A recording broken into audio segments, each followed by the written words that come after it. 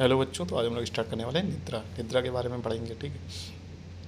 निद्रा की उत्पत्ति कैसे होती है। या तो मनुष्य क्लांते कर्म आत्मना क्लम अन्विता विषय भयो निर्वंत्यन्ते तदा स्वपति मानवा। ये आचार्य चरक ने इसका रेफरेंस दिया। ठीक है।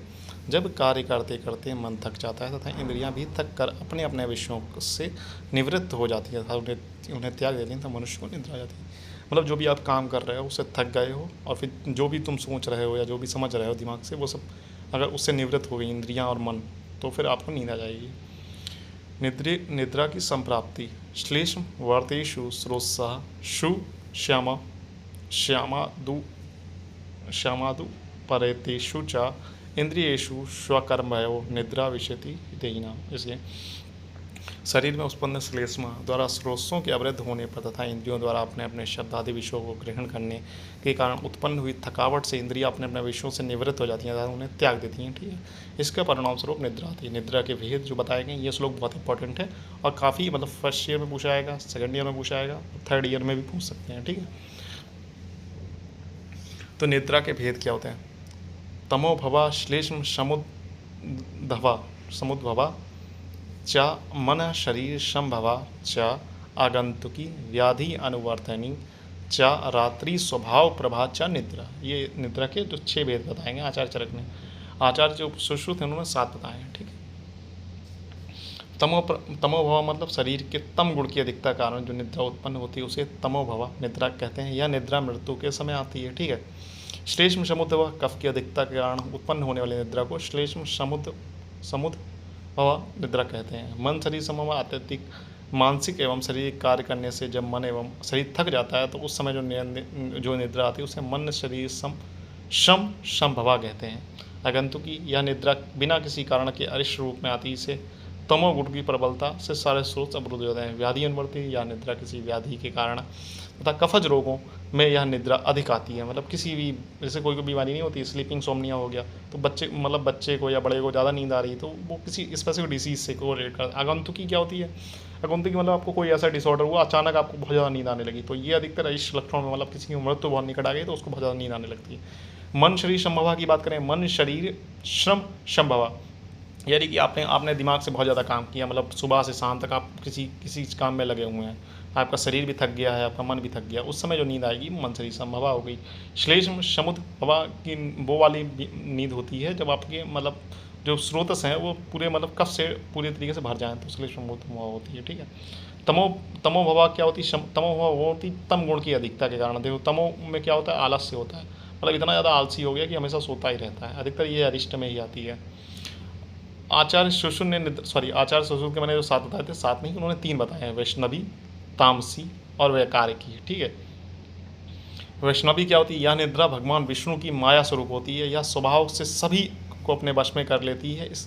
इसी को पापमा भी कहते हैं। तामसी या हृदय में तम रूपी कफ पहुँचता है तब संज्ञा को नाश करते वाली तामसी निद्रा आती है। यह शरीर के लिए यानी मृत्यु के समय आती है। तामसी जो ऊपर जो आचार्य चरक ने भी इसके बारे में बताया तमोभवा, तो तमोभवा उन्होंने भी अरिष्ट लक्षण बताया, इन्होंने भी अरिष्ट लक्षण। वैष्णवी जो होती है विष्णु के माया के स्वरूप में होती है, जैसे वाला विष्णु की माया होती है, ये सबको बस में करके आराम से सुला देगी, मतलब बहुत भयंकर वाली निद्रा। जिन व्यक्तियों में तम गुण की प्रधानता हो उन्हें दिन रात निद्रा आती है। जिन व्यक्तियों में रजगुण की प्रधानता उन्हें अनियमित समय पर निद्रा आती है, अर्थात किसी भी समय निद्रा आ जाती है। जिन व्यक्तियों में सत्व गुण की प्रधानता होती है उन्हें अर्धरात्रि में निद्रा आती है। अगर आपका सत्व गुण ज़्यादा प्रधान है, मतलब बहुत ज़्यादा आप पॉजिटिव वे में सोच सकते हैं, तो आपको नींद आधी रात में आएगी। अब आधी रात का सेंस मतलब 9-10 बजे अप्रॉक्सीमेटली आएगी नींद आपको। ठीक है। वैकारिकी जिस मनुष्य का कफ क्षीण हो गया हो, बात की अधिकता हो, शरीर का एक अंग पीड़ित हो, सम्यक प्रकार से निद्रा ना आती है, ऐसी निद्रा को वैकारिकी निद्रा। वैकारिक मतलब होता है जो इरेगुलर मतलब स्लीप साइकिल हो जाए किसकी। ठीक है। जो हम बता रहे थे आचार्य सुश्रुत ने अष्टांग हृदय ने कहा है 7 निद्रा बताई हैं। काला स्वभाव सच्चित्तम देहे खेदे कफा अगंतुके तमो ब्रवाचा निद्रा विभेरती प्रथमा शरीरा पाप आत्मिका व्याधि निमित्त अन्य। ठीक है। आचार्य जो अष्टांग संग्रह हो ना, मतलब बृहद भागवत ने 7 प्रकार की निद्राएं बताई हैं। कौन कौन सी। काल स्वभाव प्रभा, अमय खेद प्रभा, अमय मतलब रोग, ठीक होता है। खेद प्रभा, चित्त खेद प्रभा मतलब चित्त में कोई बीमारी हो, देह खेद प्रभा, कफ प्रभा और आगंतुच, ठीक है। 7 प्रकार की निद्रा किन्हें बनाई है? आचार्य भागवत ने, ठीक है। ये नॉर्मली आप अगर ऊपर वाला चरक वाला भी याद कर सकते हैं, लेकिन संख्या ज़्यादा इंपॉर्टेंट हो जाती है। देखो आचार्य चरक ने 6 बताई हैं, आचार्य सुश्रुत ने 3 बताई हैं, आचार्य भागवत जो हैं उन्होंने 7 बताई हैं, ठीक है। एमसी के पॉइंट ऑफ व्यू से ये ज़्यादा इंपॉर्टेंट हो सकता है। पीजी पॉइंट ऑफ व्यू से आपको इनके सबके श्लोक बहुत इंपॉर्टेंट हो जाते हैं, ठीक है। वो उसमें ऐसे करके पूछेगा रात्रि स्वयं प्रभा का उल्लेख किसने किया, तो आचार्य का नाम करके पूछता है, तो वहाँ पर श्लोक इंपॉर्टेंट हो जाते हैं, ठीक है। और तमो भवा निद्रा का किसने किसने उल्लेख किया है, तो 2 लोगों ने किया, आचार्य चरक ने भी किया, आचार्य भागवत ने भी किया है। तो इस तरीके से भी क्वेश्चन पूछ गए, इसलिए वहाँ पर ज़्यादा इंपॉर्टेंट हो जाता है। जिससे प्रथम काल स्वभाव प्रभा निद्रा शरीर को धारण करती है, तमो प्रभा पापमा निद्रा है, इससे सभी व्याधियाँ जनित होती हैं। फिर भारतीय दर्शन में मन और आत्मा की 4 अवस्थाओं का वर्णन है। जागृत इस अवस्था में इंद्रिया द्वारा अपने शब्दादि विषयों का ज्ञान सम्यक रूप से होता है। सुषुप्ता अवस्था, इस अवस्था को निद्रा अवस्था भी कहते हैं। इस अवस्था में आत्मा किसी भी विषय की इच्छा ना रखने के कारण मनुष्य स्वाभाविक रूप से सोता है। इससे जीवन की आवश्यक क्रियाएं जैसे श्वसन, रक्त समन्वय आदि संपादित होते हैं। फिर स्वप्न अवस्था, इस अवस्था में जागृत अवस्था की इच्छाएं निद्रा के समय प्रतीत होती हैं। तुरीय अवस्था, ये क्या होता है? सत्य गुण की प्रधान व्यक्तियों में जो निद्रा आती है उसे तुरीय अवस्था कहते हैं। इनमें तम गुण का आच्छादन नहीं होता, इसे समाधि की अवस्था भी कहते हैं। जैसे जो मतलब महान ऋषि मुनि हैं तो उन्हें नींद नहीं आती, वो समाधि में मतलब सोते हैं, ठीक है। 10-10, 12-12 वर्ष की समाधि ले लेते हैं।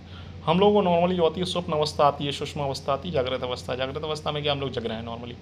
सुषुप्त अवस्था क्या है? इसमें विषय की इच्छा न रखने के कारण मनुष्य स्वाभाविक रूप में से सोता है, ठीक है। इसमें जीवन की आवश्यक क्रियाएं जैसे श्वसन, रक्त सम्मान आदि संपन्न होते हैं। स्वप्न अवस्था, इस अवस्था में जागृत अवस्था की इच्छाएं निद्रा के समय प्रतीत होती हैं। स्वप्न अवस्था में क्या होता है? देखो सुषुप्त अवस्था में क्या होता है? इसमें सब कुछ भी नहीं आएगा, एकदम मतलब आंखों के सामने काला काला आएगा, आराम से सोते रहोगे। स्वप्न अवस्था वो अवस्था होती है जिसमें आप सपने देखते हैं। इसमें क्या होता है, जब आप लोगों को स्वप्न को डिटेल में पढ़ाएंगे तो वहाँ पर हम लोग स्वप्न अवस्था का पूरा डिस्क्रिप्शन करेंगे। निद्रा के लाभ क्या? निद्रा यक्त सुखम दुखम पुष्टि कार्ष बला बलम भ्रष्टा क्लीवतम ज्ञानम अज्ञानम जीवती नाचा। ये ऐसा आचार्य भागवत कह रहे हैं, वृद्ध भागवत। सम्यक प्रकार से आने वाली निद्रा द्वारा सुख, पुष्टि, बल, भ्रष्टा मने मतलब पोटेंसी, ज्ञान एवं जीवन प्राप्त होता है। इसके विपरीत लक्षण दुख, कृष्णता, आवल, क्लीमता और अज्ञानता और मृत्यु अनिद्रा से प्राप्त होता है। इन्होंने नींद का बहुत इंपॉर्टेंट बताया है। नींद को तीन उपस्तंभ में भी गिना गया है। अगर नींद आप सही से नहीं लेते हैं तो कहीं ना कहीं आपकी आयु के ऊपर फ़र्क पड़ेगा, क्योंकि आजकल लोगों की आयु कम हो रही है। इसका मतलब कहीं ना कहीं उनकी नींद जो साइकिल है, नींद पूरी लेना और सही समय पर लेना बहुत ज़रूरी है, ठीक है। इसके बाद हम लोग नया टॉपिक करेंगे स्वप्न के बारे में देखेंगे। सर्व इंद्रिय व्यापूतो मनु अनुप्रप्तम यदा विषय भयो यस्तदा स्वप्नम नाना रूपा प्रपश्यति। यानी कि जब इंद्रियां अपने शब्द आदि विषयों से निवृत्त हो जाती हैं परंतु मन निवृत्त नहीं होता, तब वो अपने चिंता आदि विषयों में लगा रहता है, तो अनेक प्रकार के स्वप्न देखता है। स्वप्न क्या होता है? स्वप्न ऐसा होता है ना जिसके आपने कहीं ना कहीं इमेजिन किया हो, कुछ देखा हो, कुछ सोचा हो, तो वही तो सपना होता है बेसिकली। तो सपना का मतलब होता है मन अभी आपके विषयों से निवृत्त नहीं हुआ, मतलब मन आपके इंद्रियों के साथ लगा हुआ है, लेकिन जो शरीर हो चुका है वो एकदम मतलब शरीर सो गया है लेकिन मन नहीं सोया है। तो उस स्वप्न के कारण मनोभानाम पूर्णोत्तम दोषे अति बले त्रिभी सोत्साम दारुणाम स्वप्नम काले पश्चाते दारुणे। ये चरक इंद्रिय स्थान में बताया। दारुण समय यानी मृत्यु काल में अति बलवान, बात पित्त कफ, इन तीनों दोषों में जब मनोवास स्रोतस पूर्ण हो जाते हैं तब भयंकर मृत्युदायक स्वप्न को देखता है। इन्होंने यहाँ पर अरिष्ट लक्षणों में बेसिकली स्वप्न का वर्णन किया, मतलब स्वप्न से हमें कैसे पता लगेगा कि आदमी मृत्यु आने वाली है, उसका वर्णन किया है इन्होंने। जब बात पित्त कफ पूरी मनोवास स्रोतस में भर जाते हैं तो उसके आदमी फिर महाभयंकर भयानक सपने देखता है। तो आप लोग पढ़ेंगे इंद्रिय स्थान सेकेंड प्रॉप में, तो वहाँ पर आपको पूरा इसका डिस्क्रिप्शन मिलेगा, ठीक है। दृष्ट श्रुत अनुभूत च पार्थित कल्पी व्यथा भाविक दोष शैप स्वप्ना सप्तविधम विदु। ठीक है, स्वप्न के भेद पूछ सकते हैं, स्वप्न के बारे में भी 5 नंबर का क्वेश्चन आ सकता है। तो इस तरीके से पढ़ेंगे, स्वप्न 5 नंबर में आप लिख सकते हैं। ये वाला श्लोक बहुत इंपॉर्टेंट है, स्वप्न के कितने भेद होते हैं ये बहुत इंपॉर्टेंट है, ठीक है। स्वप्न के 7 भेद होते हैं। दृष्ट, जो पूर्व में देखा गया वही स्वप्न में दिखाई देना है, मतलब कोई चीज़ आपने देखी, मतलब किसी मनुष्य को देखा तो मनुष्य के बारे में आप सोच रहे हैं, आपका मन सोच रहा है कि ये ऐसा होगा वैसा होगा, उसी चीज़ को आप सपने में देख लेते हैं तो वो दृश्य। शुद्ध मतलब जो पूर्व में सुना गया वही स्वप्न में दिखाई देना। जैसे आपने कहीं कोई कथा सुनी या कोई कुछ चीज़ इमेजिन कर रहे हैं, आप मन में इमेजिन कर रहे हैं, उसी समय सो गए, वो आपको रियलिस्टिक में दिखाई देता है। अनुभव जिस विषय द्वारा मन का चिंतन या अभ्यास किया गया वैसा ही स्वप्न में दिखाई देना। मतलब कुछ भी आपने अनुभूत किया, मतलब कुछ अनुभव किया, ऐसा ऐसा हो सकता है, तो वही चीज़ आप स्वप्न में देख रहे हैं। ठीक है। पार्थिव मतलब जो विषय मन के द्वारा किसी वस्तु मांगी या प्रार्थना की गई हो वैसा ही स्वप्न में देखना। आपने स्वप्न में देखा कि हमारे पास बहुत बड़ी बड़ी कारें हैं, आप मतलब मन में सोचा, मतलब प्रार्थना की कि हमारे पास बड़ी बड़ी कारें हों, बड़ा सा घर है, वो वैसा ही आप सपने में देख रहे हैं। ठीक है।